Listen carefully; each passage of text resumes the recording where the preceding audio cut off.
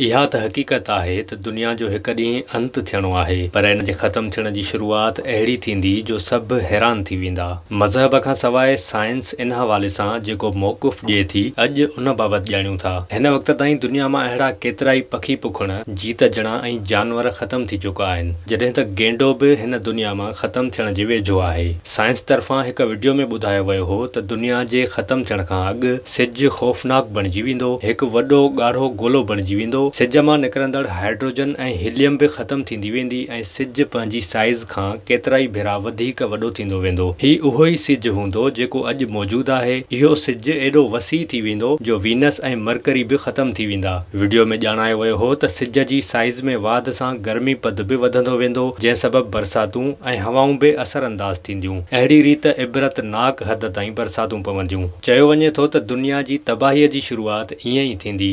ज़मीन जी सतह ते मौजूदु गर्मी पद बि इन हद ताईं वधी वेंदो जो उन ते मौजूदु मख़लूक ऐं ॿियूं शयूं मुतासिर थियण शुरू थींदियूं। आसमान ते मौजूदु माहौल ख़त्म थींदो रहंदो, जंहिं सबबि उॾामंदड़ जहाज़ हेठि किरण शुरू थी वेंदा। वॾे पैमाने ते गर्मी सबबि माहौल में कार्बन जी खोट थी वेंदी, जंहिं जे करे इंसान समेत ॿी मख़लूक ॾचे में पइजी वेंदी। कार्बन डाइऑक्साइड जी खोट जे करे वण ऐं सावक ख़त्म थियण शुरू थी वेंदी। वणनि ऐं ॿूटनि जी खोट जे करे ऑक्सीजन जो बि ख़ात्मो शुरू थी वेंदो ऐं हिकु वक़्तु ईंदो जॾहिं वणनि जी अणहूंद ऐं पोइ ऑक्सीजन बि ख़त्म थी वेंदी। हीउ उहो वक़्तु हूंदो जो रहिया सहिया जानदार बि ख़त्म थी वेंदा। साइंस ॿुधाए थी त हिकु नंढड़ी माइक्रोबायल ज़िंदगी हयात रहंदी, छो त हीउ करोड़ें सालनि खां मौजूदु आहे। टार्डग्रेड्स हिकु अहिड़ो जीत आहे जेको सख़्तु गर्मी पद ऐं हाई रेडिएशन खे बि बर्दाश्त करे सघे थो। इम्कानी तौर ते हीउ उहो जीत आहे जेको आख़िरी वक़्त में डिघो वक़्तु बचियलु रहंदो।